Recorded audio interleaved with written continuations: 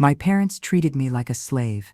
The phrase, so brutally simple, echoed in my head like the slam of a door in an empty cathedral. It wasn't an exaggeration. It wasn't teenage drama. It was the cold, meticulous chronicle of my days, my nights, my life. And that day, the day of my sister Valeria's 18th birthday, that truth crystallized into an order that pierced the hallway like an ice stiletto. My mother looked at me with a coldness that stole my breath. There was not a glimmer of recognition in her eyes, none of that instinctive warmth a mother is supposed to reserve for her young. In her gray pupils, I was just a tool, a useful piece of furniture, and her words, sharp and precise, left no room for doubt. Valeria will have guests here. There are many, you will take care of everything. The everything fell like a slab on my shoulders, already sore with anticipation. It wasn't a request, nor a plea. It was the enactment of an unbreakable law in the small kingdom of dysfunctions that was our home. She expected, I knew, for me to cook, clean, serve, and humiliate myself, smiling as if I were invisible, as if the praise for the food I had prepared with my aching hands did not belong to me, as if the red wine stains on the tablecloth I had ironed myself were personal offenses I had to silently clean. She nodded, an almost imperceptible movement of her head, and turned, the steam from her morning coffee curling around her perfect chestnut bun like an ethereal serpent. Her velvet slippers whispered over the freshly varnished parquet, a sound I knew too well, the sound of the plantation owner's retreat after giving the day's orders to her slaves. I remained planted in the hallway, my back against the cold wall, the texture of the rough paint under my fingers. From the kitchen, the ticking of the rooster-shaped wall clock marked the rhythm of my sentence. Tick. The mental list of tasks unfolded before me, endless. Talk. The names of the guests, the golden children from Valeria's private school, paraded through my mind. Tick.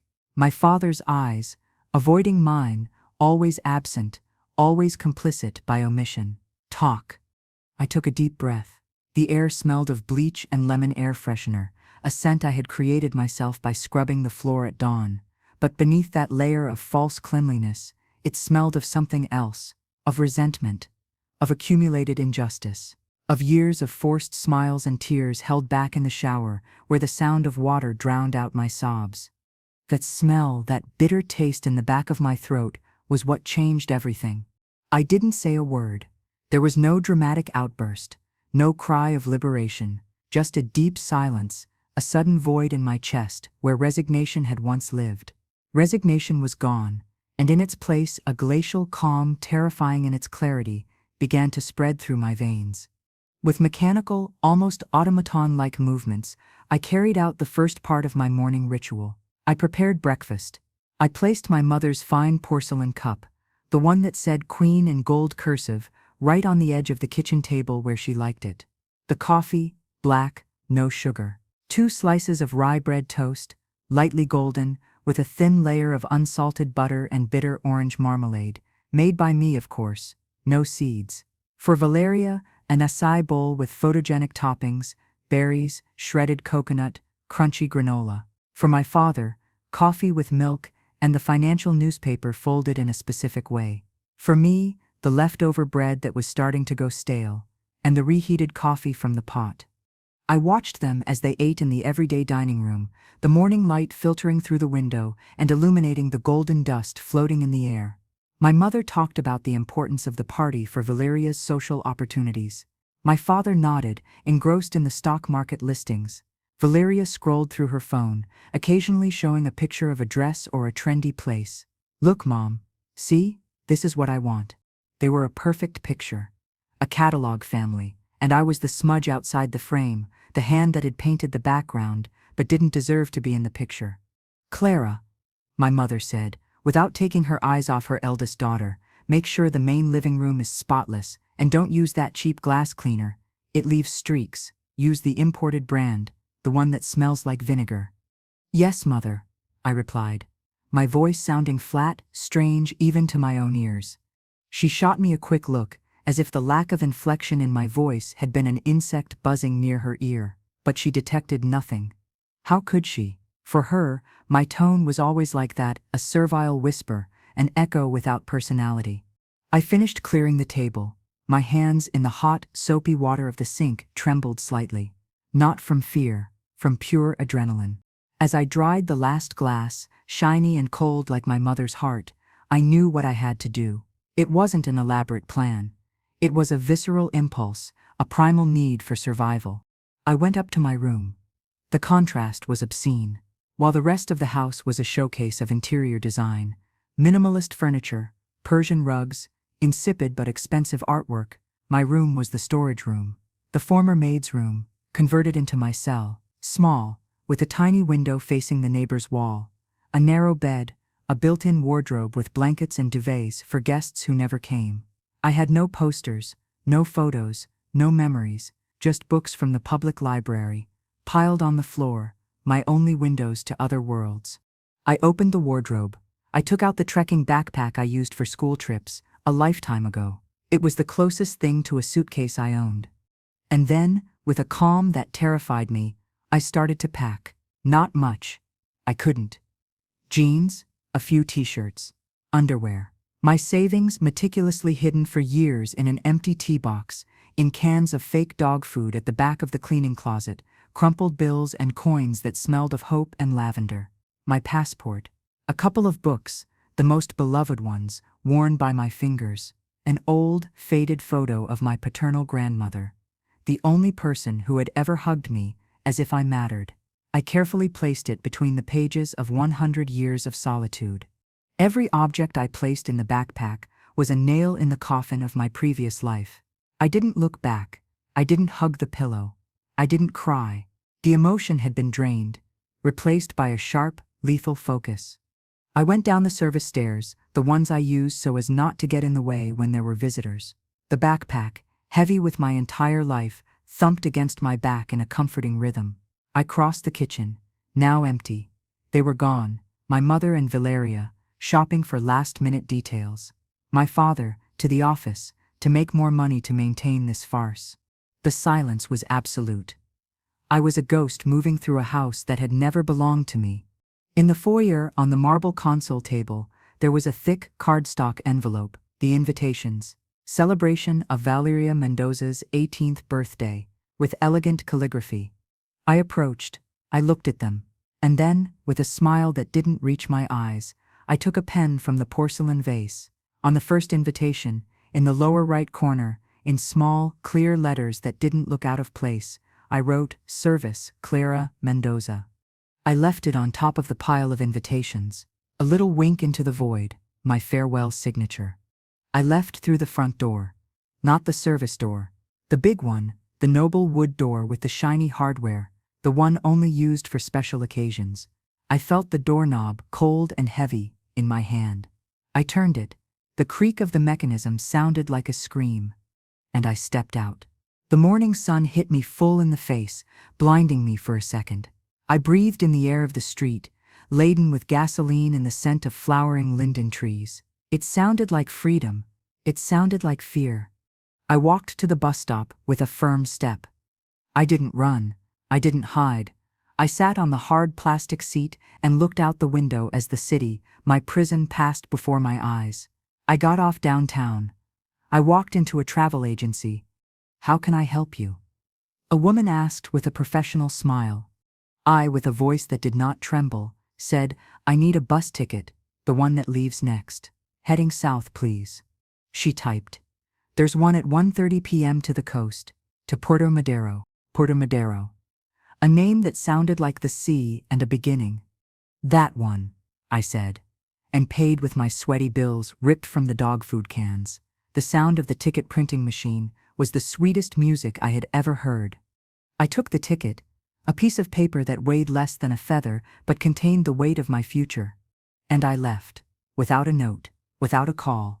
I sat in the terminal, surrounded by strangers, lives crossing for an instant, and I waited.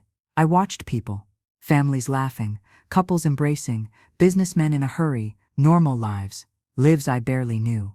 I boarded the bus. The engine roared. The doors closed with a pneumatic hiss, and as the vehicle pulled away from the terminal, leaving behind everything I had ever known, I felt no joy. I felt no triumph. I felt an enormous void, a black hole in my chest that sucked in everything except the certainty that I could not go back.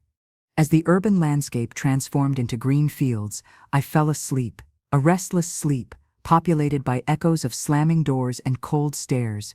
The bus braked abruptly, jolting me awake. Outside, the light had changed. It was the golden, long light of late afternoon. I looked at the terminal clock. 7:45 p.m. The party started at 8 p.m. A strange, bitter smile formed on my lips. I imagined the scene. The guests would start to arrive.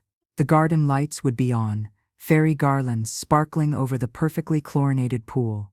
The trendy music, low but constant, pumping through state-of-the-art speakers. My mother, in her new dress, supremely elegant, smiling with that perfect white-toothed smile. My father, uncomfortable in a suit, holding a glass of whiskey. Valeria, radiant, the absolute center of attention, receiving hugs and gifts wrapped in tissue paper. And then, someone would ask, "And the food?" "I'm starving." And another, "Where's Clara? She always brings those incredible canapés." And my mother's smile would stiffen. Her eyes, those gray eyes, would scan the crowd.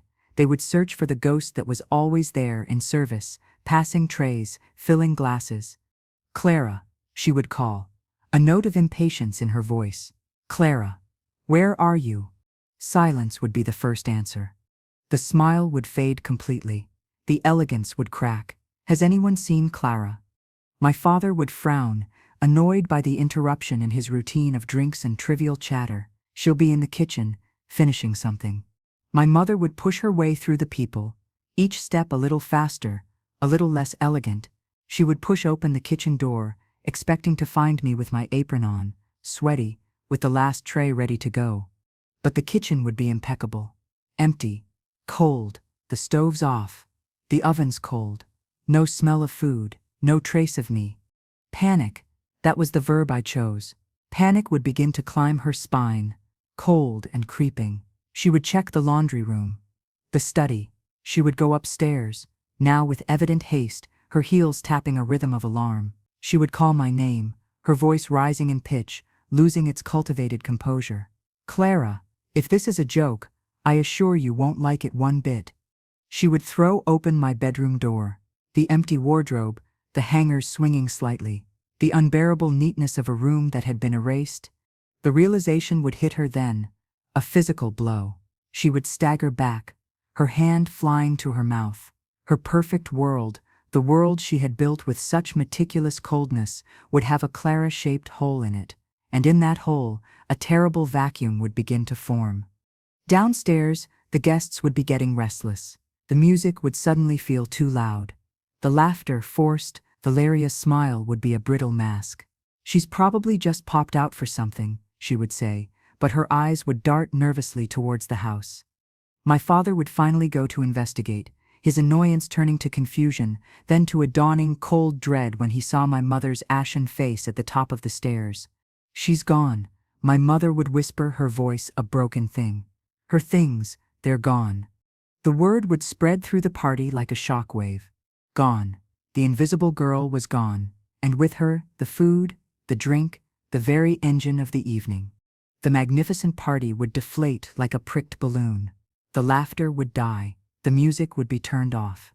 The guests would stand around in awkward clusters, holding their empty glasses, unsure what to do. Their hungry stomachs would be forgotten, replaced by the voracious hunger for scandal. My mother would be led downstairs, trembling. She would collapse into a chair, staring into nothingness. My father would make frantic calls to my non-existent friends, to the school closed for vacation, his voice tight with a panic he couldn't control. Valeria would start to cry, not out of worry for me, but out of humiliated rage. She ruined my party. She ruined everything. And in the middle of it all, on the console table, someone would notice the invitation, the one I had signed. Service, Clara Mendoza.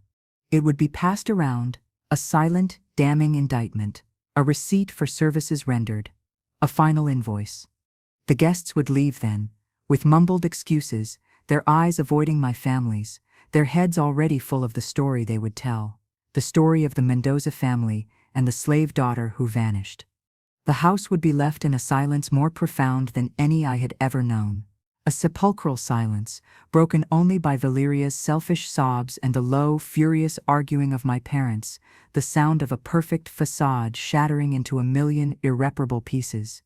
And I, on a bus heading south into the gathering night, would feel none of it. I was already gone. The first part of my revenge was complete. I had left the banquet of ghosts to feast on their own failure.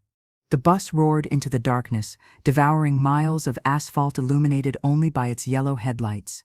Each vibration of the engine physically distanced me from them, but my mind, damned traitor, couldn't detach itself from the scene that would be unfolding at the house.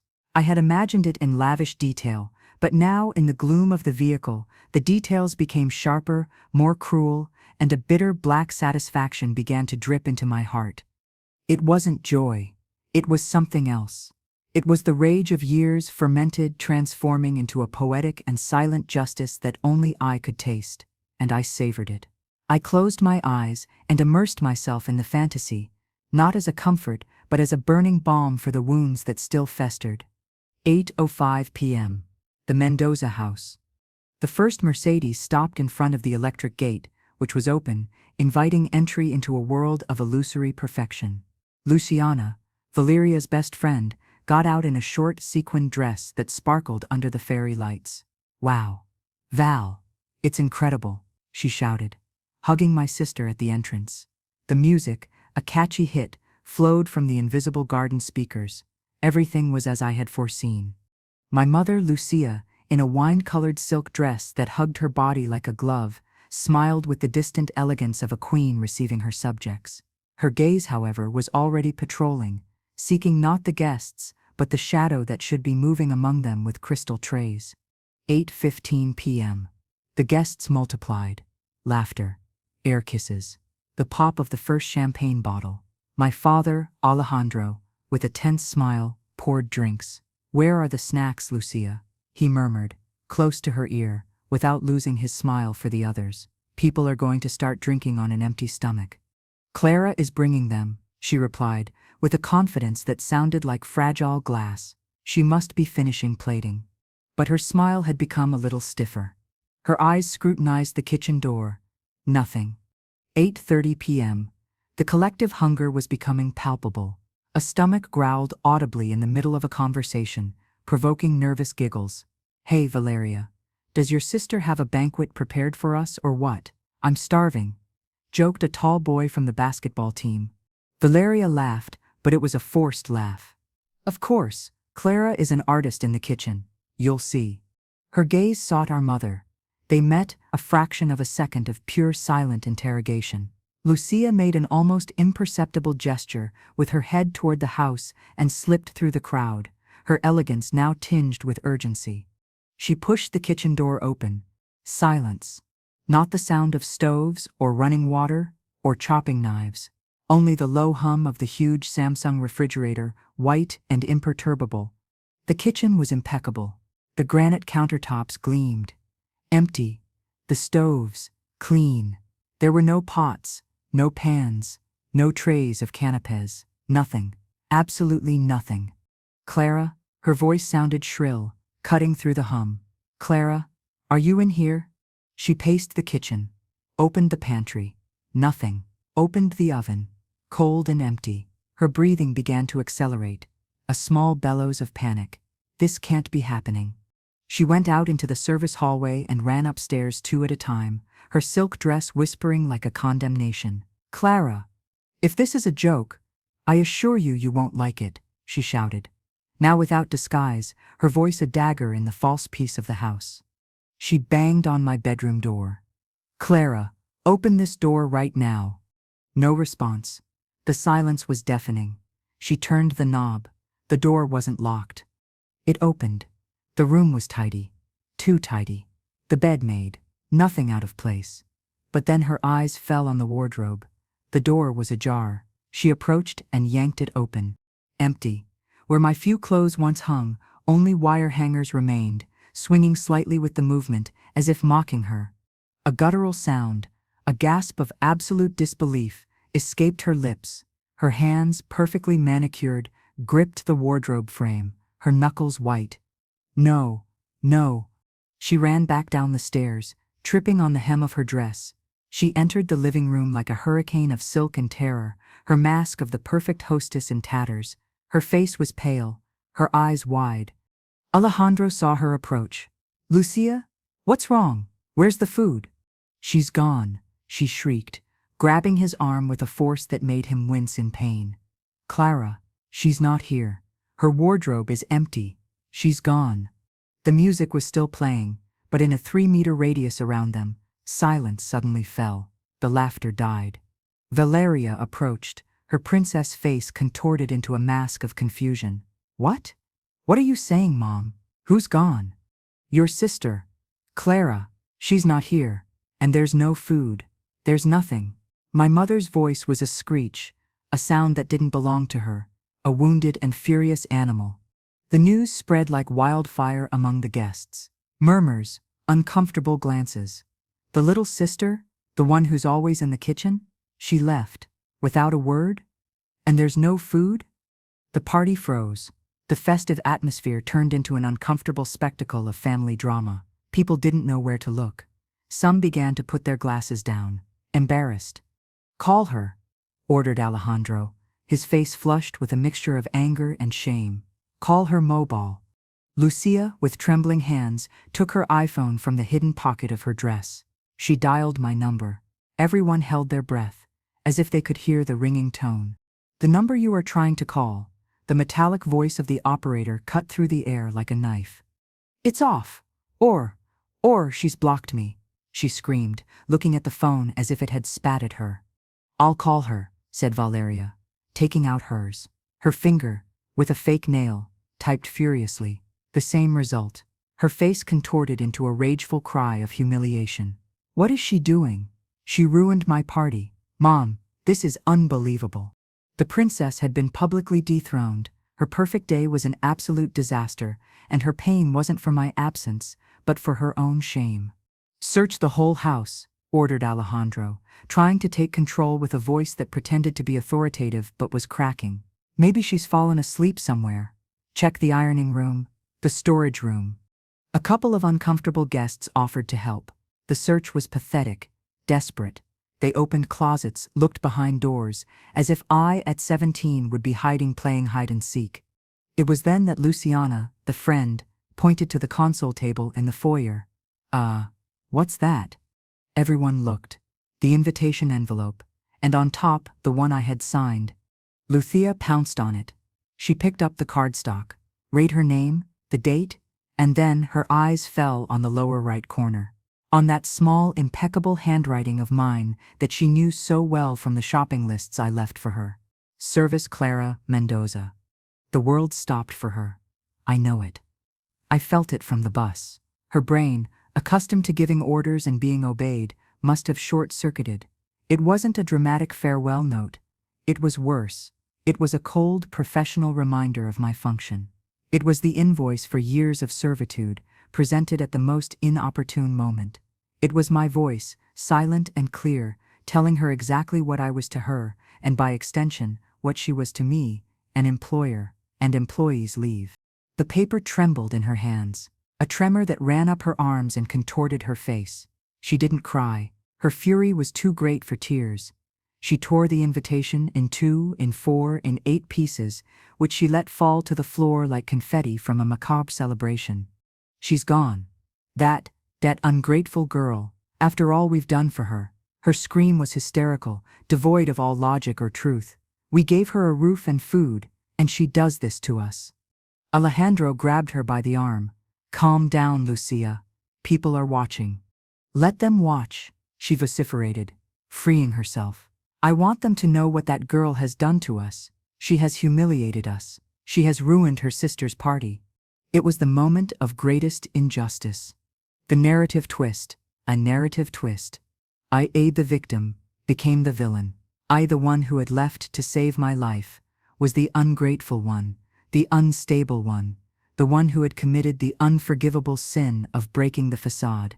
The guests, educated in the hypocrisy of their world, nodded uncomfortably. They murmured empty consolations. Teenagers are very difficult. She'll surely be back in a couple of days. Don't worry, Lucia. It's not your fault. Every word was a stab at my memory. Every justification of their actions was an erasure of my suffering. Valeria cried with fury on the white living room sofa, staining it with mascara. I hate her. I hate her. I'll never forgive her for this. My father started making calls to my non-existent friends, to the school closed for vacation, to the police. Here, the rage I felt on the bus became physical, a knot of fire in my stomach. Calling the police. What for? To report the escape of their slave, to have me forced back. The possession over my person was so absolute in their minds that they believed the law would return their property to them. The party obviously ended. People left with hurried excuses, with looks of pity and morbid curiosity. They left hungry, but they left fed with the best gossip of the season, the Mendoza drama. The house was left in silence, a heavy silence, laden with anger and disbelief. The three of them remained among the remains of the party that never was, half-full glasses, deflating balloons, the echo of the music now turned off. How could she do this to us? Murmured Lucia, collapsed in an armchair staring into space.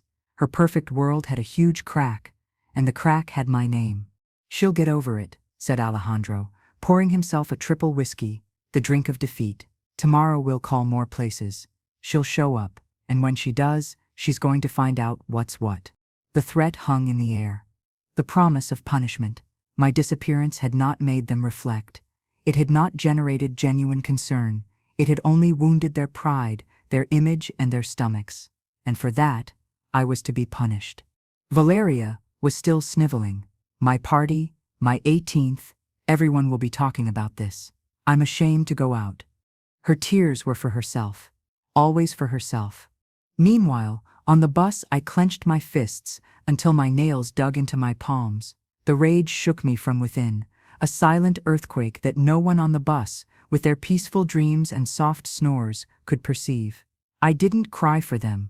I cried for myself, for the girl I had been, for the invisible teenager, for the justice that would never come from them. I cried with impotent rage for not being able to shout at them from a distance, for not being able to make them see, once and for all, the monster they had turned me into. They were in their dream house, feeling like the victims. I was on a dark bus heading into the unknown, with the weight of their injustice as my only luggage. And I knew, with a certainty that froze my blood, that the worst part hadn't been leaving. The worst was knowing that, for them my escape was not a cry for help. It was an act of war, and they were preparing the counter-offensive.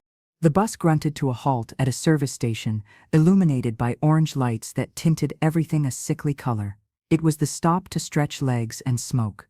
I got off, my joints protesting after hours of immobility. The night air smelled of diesel and cheap fried food. Inside the establishment, flickering fluorescent lights illuminated shelves full of snacks and sugary drinks. I approached the vending machine. My stomach growled, empty and nervous. I inserted some coins and pressed the button for a triangular plastic-wrapped sandwich and a bottle of water. The food fell with a dull thud.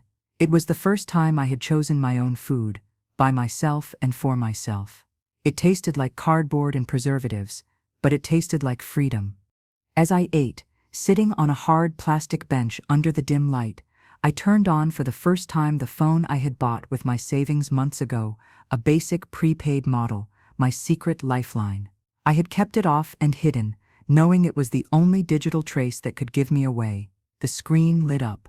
No messages from them, of course. Why would there be? I was the servant, not a daughter to be missed. But then, a local news app sent me an alert. The algorithm, based on previous searches about my city, thought it would interest me. The headline froze the blood in my veins. Concern in Mendoza family for disappearance of youngest daughter after failed party. The bite of sandwich caught in my throat. I coughed, choking on disbelief. With trembling fingers, I opened the news. There was a photo of me. It wasn't a recent photo, but one from years ago when I was 12 or 13, with a shy and forced smile I didn't even remember making. My mother must have taken it for some school document. And the text. Oh, the text. It was a masterpiece of manipulation and victimhood. The Mendoza family, well known in the city's social circles, is living hours of anguish following the inexplicable disappearance of their youngest daughter, Clara, 17, last night during the celebration of her older sister Valeria's 18th birthday.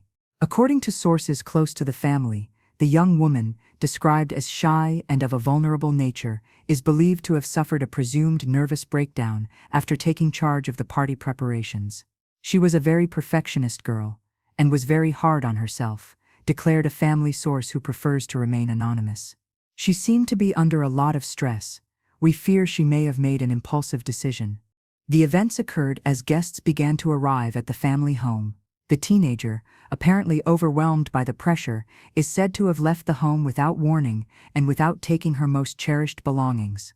Her parents, Lucia and Alejandro Mendoza, are devastated. "We just want to know she is safe and sound," Mrs. Mendoza declared through tears to this outlet. "We love her very much. This is a terrible misunderstanding. Please, Clara, if you are seeing this, come home. We are waiting for you." The police have been informed, and the protocol for missing persons has been activated. Anyone with information on the whereabouts of Clara Mendoza. I left the phone on the plastic table. My hands were shaking uncontrollably. The rage I felt before was a warm fire compared to the glacier of horror and icy fury that invaded me then. I couldn't breathe. The world shrank to that rectangle of shining lies. Shy and of a vulnerable nature, perfectionist, nervous breakdown. We love her very much. Come home. Every word was poison. Every phrase, a slap.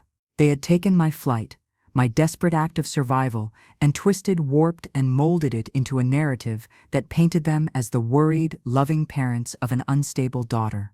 I was the crazy one, the unbalanced one, the one who couldn't handle the pressure. They were the martyrs. And that photo of a girl who no longer existed. They were using it as bait, to generate pity, to paint a picture of lost innocence that justified their farce. A sound escaped my throat, a cross between a bitter laugh and a choked sob. Several people at the service station looked at me curiously and then looked away, uncomfortable. Anguish? Devastated. Was that what they felt? Anguish at having lost their servant? Devastated because their facade had publicly cracked? The tears I hadn't shed out of nostalgia now sprang from absolute rage and injustice. Hot and salty, they streaked down my cheeks and fell onto the dirty plastic table. How could they? How dare they profane my name, my story, in such a cynical and calculated way? My mind went back to all the times I had remained silent, the times I had bowed my head, the times I had said, "Yes, mother, no, mother, as you wish, mother." My silence had been their weapon. They had used it against me for years, and now, in my absence, they were still using it. My voice wasn't there to contradict them. My truth was buried under their mountain of convenient lies. I grabbed the phone tightly, tempted to throw it against the wall and watch it shatter, just as they were shattering my life. But I didn't. It was my only link to reality, however poisoned it was. I read the news again, and then I saw it. At the end of the article, a small box.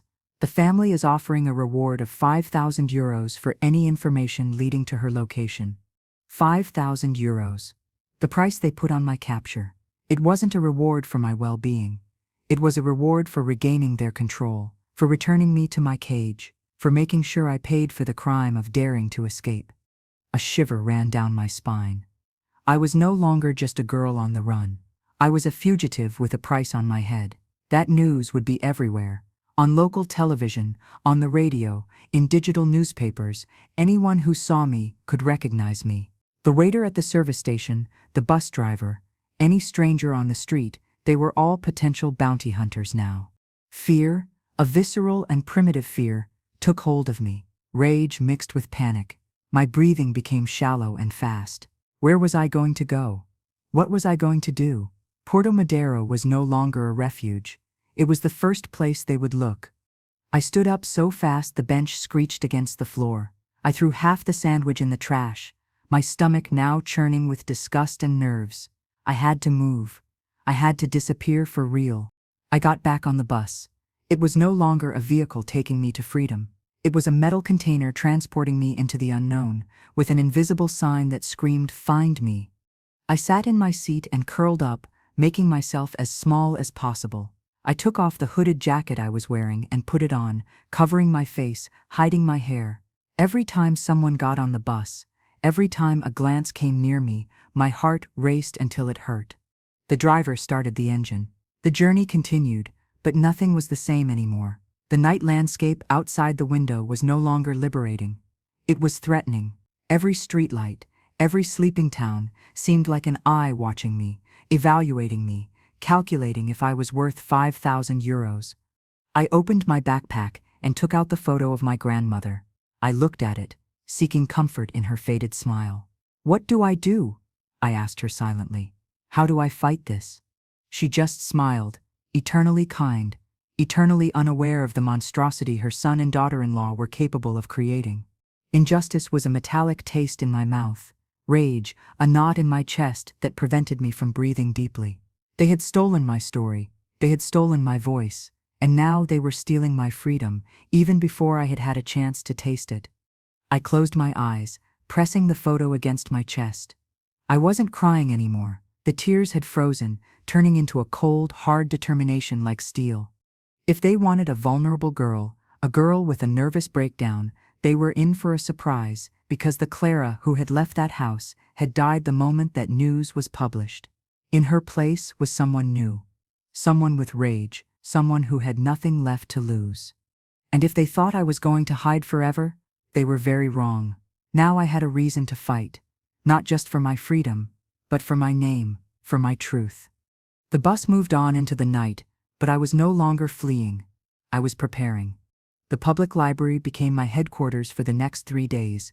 I slept little in a cheap, anonymous boarding house near the bus station and spent the open hours immersed in the digital world, watching the consequences of my missile from the only safe trench, anonymity.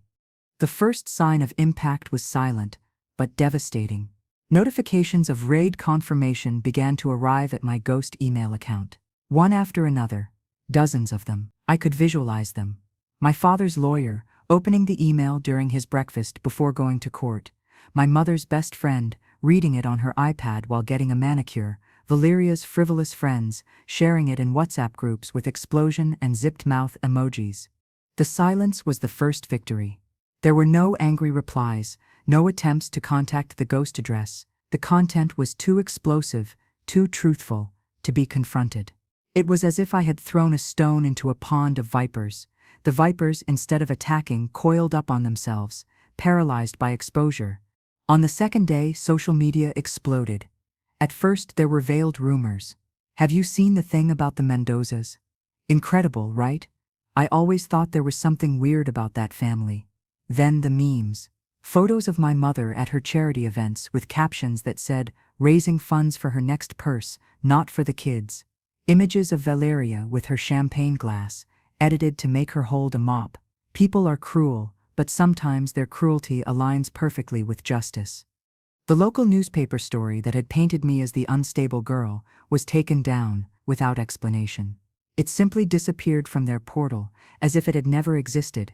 The void it left was immediately filled by scandal. Other media, less tied to my family, began to sniff around. Sources close began to talk.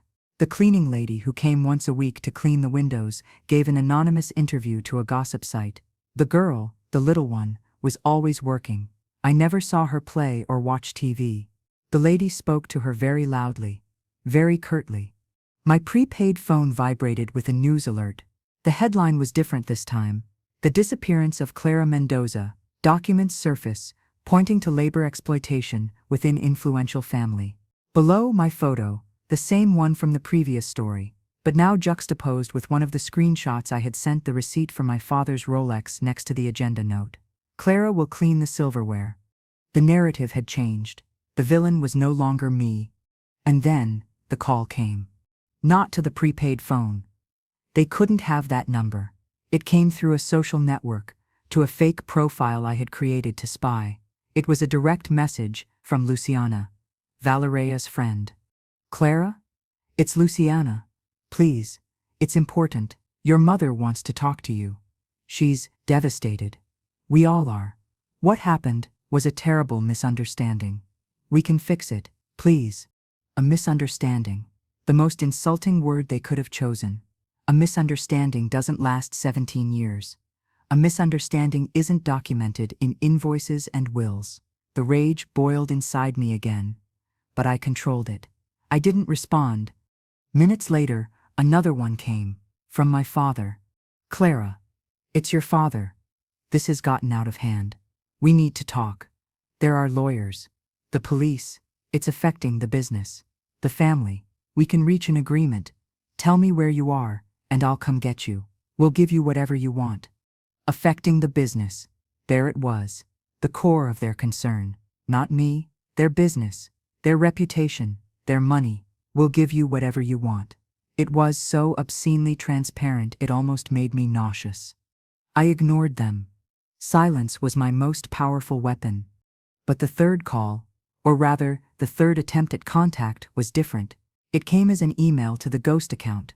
The sender's address made me hold my breath. It was the professional email of Daniel Rossi, the family lawyer, the same one who had drafted the will that left me €5,000. The subject was confidential settlement proposal. I opened it.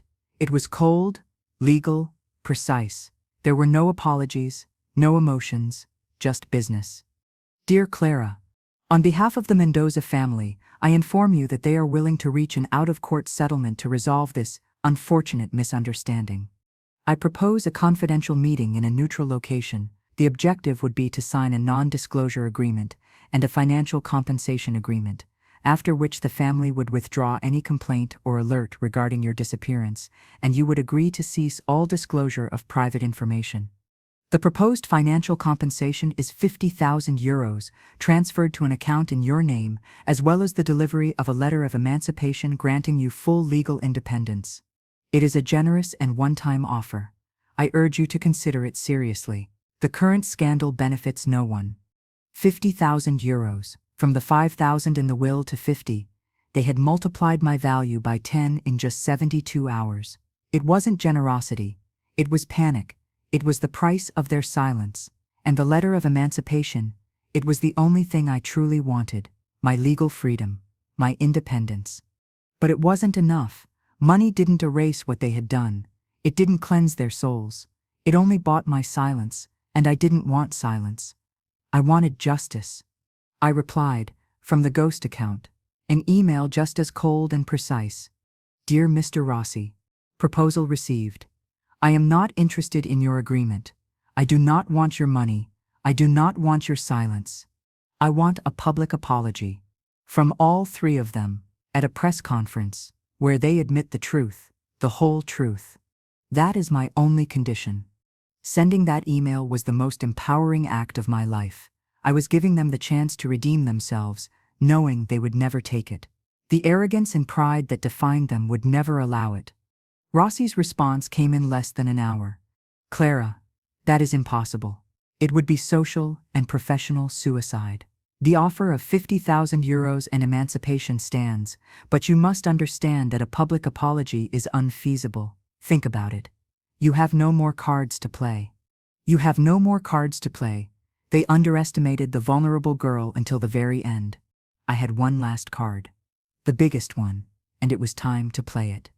During my hours in the library, I had kept digging in the cloud, and I had found something. Something I wasn't even looking for. A forgotten folder, labeled old_phone Northsua. It contained a backup of my mother's phone from years ago, and in it, among thousands of photos and messages, was an audio file, an audio labeled with a date, the date of my 10th birthday. With my heart beating in my throat, I downloaded it and put on my headphones. I pressed plays. My mother's voice, younger, but just as cold, filled my ears. She was talking to someone. To my paternal grandmother, the only one who had loved me. Mom, you don't understand. It's a constant burden. Since she was born, she's not like Valeria. Valeria is brilliant. She's social. She's ours. Clara is different, quiet, weird. Alejandro doesn't even look at her. He says she reminds him of his sister, the one who had the mental problems. Her voice dripped with contempt. We spent a fortune on psychologists so Valeria wouldn't feel displaced. This house is a showcase. We can't have factory defects on display. Clara serves her purpose. She keeps things in order, and that's that. My grandmother responded, her voice weak and trembling, but full of contained rage. Lucia, she's your daughter. For God's sake, what's happened to you? She's a child. She's a reminder. My mother almost shouted. A reminder of a mistake, of a weakness. Valeria was planned, wanted. Clara was an accident that ruined my body, and now stains our image. We take care of her. We give her a roof and food. It's more than she deserves, and she will do whatever is necessary to pay for it. The audio ended there. I sat there, paralyzed. Tears streamed down my face noiselessly. It wasn't just exploitation. It was hatred, a visceral hatred, born of vanity and frustration. I was an accident, a factory defect, a mistake. That was the nuclear truth, the reason for everything, and I had the proof. I uploaded the audio to an anonymous server. Then with a deadly calm I sent one last email to the list of recipients, and also to Rossi, to my parents, and to Valeria. The subject was my final card. The message was brief. Listen to the truth. Then we'll talk about apologies. And the link to the audio. I didn't wait for the read confirmations. I didn't need to see the final panic. I got up, left the library for the last time, and walked to the small park in front of the station. I sat on a bench and watched people pass by. Life went on. I was no longer the same. My prepaid phone vibrated once. It was a message from Rossi. It just said, "Where and when do you want the press conference?" 3 days later, in a hotel in the provincial capital, in front of a room full of journalists and cameras, Lucia, Alejandro, and Valeria Mendoza sat behind a table. They looked like ghosts of themselves. Lucia, haggard, without makeup, dressed in black. Alejandro, with a lost gaze, aged 10 years. Valeria, with swollen eyes, avoiding the cameras. I didn't watch the live broadcast. I watched it later, in an internet cafe, with the audio muted. I didn't need to hear their empty words, their half-truths forced by lawyers. I saw my mother read a statement, how her hand trembled, how tears, real tears this time, of humiliation and rage, streaked her cheeks. I saw my father nod, pale as death. I saw Valeria break down crying and run out of the room. I signed the emancipation papers and renounced the 50,000 euros. I wanted nothing from them. Not their money, not their name. My lawyer, a young and brilliant woman who had offered to work pro bono after hearing the audio, handled everything. I took a bus to a place even further south, to a coastal town where the sea beats hard against the cliffs. I got a job in a bookstore. It's small, smells like paper and salt. I rent a tiny room with a window that actually looks out at the sky, not at a neighbor's wall. Sometimes, at night, I dream of the house, of the stoves, of the sound of the rooster clock, of the cold marble under my feet, and sometimes I wake up with my heart racing, thinking I hear my mother's voice calling me. But then I get up, make myself a tea, and look out the window. The horizon is clear. There are no gates, no orders, no silence to buy. I am free. Not because they freed me, but because I freed myself. And my revenge, the revenge of the invisible slave, was not to destroy them. It was to remind them, and to remind myself that I always had the power to leave, and that, in the end, the only inheritance worth having was the one I was building for myself. A life of my own, word by word, whisper by whisper, in the glorious and terrifying silence of my own freedom.